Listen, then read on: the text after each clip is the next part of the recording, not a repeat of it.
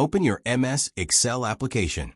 In the first example, we want to have a column from 1 to 100.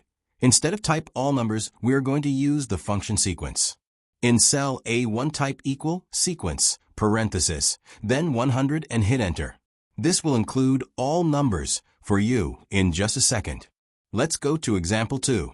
In the example 2, we want to have a column from 1 to 50. This time we will use the whole formula.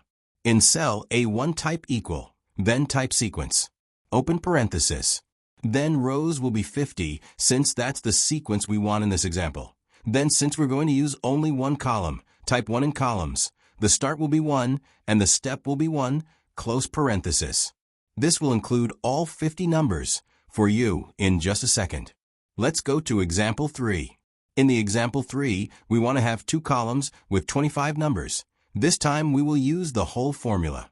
In cell A1, type equal, then type sequence. Open parenthesis. Then rows will be 25 since that's the sequence we want for each column in this example. Since we are going to use 2 columns, type 2 in columns. The start will be 1 and the step will be 2 since we want only odd numbers to be there, close parenthesis. This will include all 25 numbers for you in each column in just a second.